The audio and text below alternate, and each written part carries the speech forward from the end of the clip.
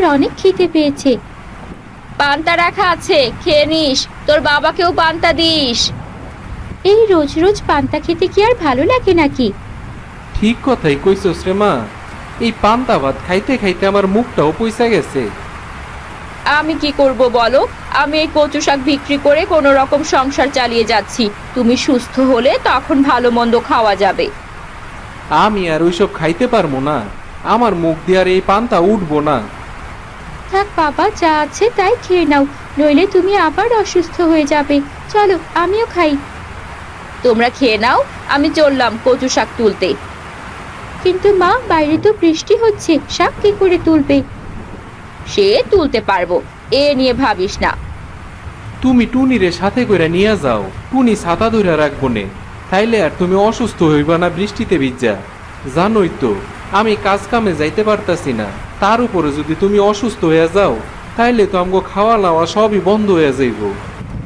থাক, টুনিকে আর যেতে হবে না, বৃষ্টি একটু কমলেই না হয় যাব। এখন একটু বৃষ্টি কমেছে, যাই শাক তুলে নিয়ে আসি। কি যে করি, সারাদিন আর শুইয়া বইয়া থাকতে মন চায় না। কবে যে সুস্থ হমু উপরওয়ালাই জানে। মন খারাপ করো না বাবা, সব ঠিক হয়ে যাবে। ঠিক যে কবে হইব রে মা, সবই আমার কপালের লিখন। আমি সুস্থ থাকলে তোর মারে এত কষ্ট করতে হইতো না। আজ এই শাকগুলোই নিয়ে যাই, কাল বাকি শাক তুলে নেব। আবার বৃষ্টি শুরু হবে, এখন বাড়ি যাই। টুনিমা, টুনি, এই শাকগুলো আটি করে বেঁধে দে তো, আমি রান্না চাপিয়ে দিচ্ছি।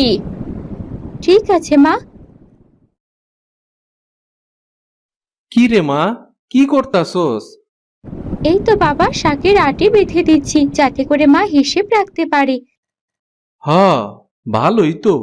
দে, আমিও তোরে একটু সাহায্য করি। ঠিক আছে বাবা।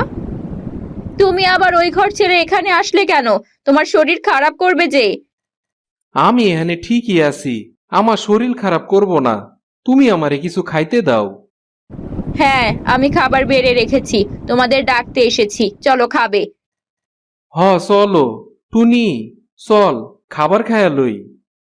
হ্যাঁ বাবা, হাতের কাজটা শেষ করে আসছি। তোমরা খেয়ে নাও, আমি শাক বিক্রি করতে বাজারে যাচ্ছি। আজ অনেক দেরি হয়ে গেছে, বাজারে বেশি একটা খদ্দের নেই। কচু শাক নিয়ে যান ভাই, কচু শাক, তাজা তাজা কচু শাক, কচু শাক নিয়ে যান, কচু শাক। আরে ভাবি, আপনি বাজারে আইছেন শাক বিক্রি করতে? তা মতিন ভাই কই গেছে? আপনার ভাই আজ কয়দিন হলো অসুস্থ, মাছ ধরতে যেতে